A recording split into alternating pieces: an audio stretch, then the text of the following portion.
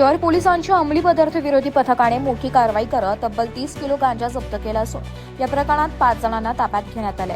या कारवाईत सुमारे 12,01,760 रुपयांचा मुद्देमाल जप्त करण्यात आला। पोलीस आयुक्त संदीप कर्णिक यांच्या मार्गदर्शनाखाली सुरू करण्यात आलेल्या सीपी व्हॉट्सअप क्रमांक 9923323311 वर प्राप्त झालेल्या माहितीच्या आधारे ही कारवाई करण्यात आली। मिळालेल्या माहितीनुसार अरबाज मनियार हा होंडा सिटी कारमधून गांजा घेऊन ठाण्याकडे जाणार असल्याची माहिती पोलिसांना मिळाली होती। यानंतर अंमली पदार्थ विरोधी पथकाच्या वरिष्ठ पोलीस निरीक्षक सुशीला कोल्हे यांच्या नेतृत्वाखाली पथकाने मुंबई-आग्रा महामार्गावरील आडगाव शिवारात सापळा रचला।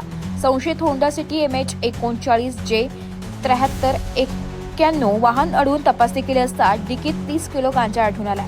या कारवाईत 6,01,760 रुपयांचा गांजा आणि 6 लाख रुपयांची कार असा एकूण 12,01,760 रुपयांचा मुद्देमाल जप्त करण्यात आला।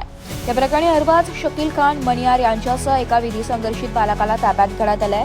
तपासादरम्यान मुंबईतील गोवंडी आणि चेंबूर परिसरातील तौसिफ रहमत खान व अमन शौकत शेख तसेच धुळे जिल्ह्यातील शिरपूर येथून विजय पावरा यांना चौकशीसाठी ताब्यात घेण्यात आले। या प्रकरणी अडगाव पोलीस स्टेशन येथे गुन्हा दाखल करण्यात आला असून न्यायालयाने आरोपींना सोमवारपर्यंत पोलीस कोठडी सुनावली आहे। पुढील तपास अंमली पदार्थ विरोधी पथक करीत आहे। ब्युरो रिपोर्ट, नाशिक लोकशाही न्यूज, नाशिक।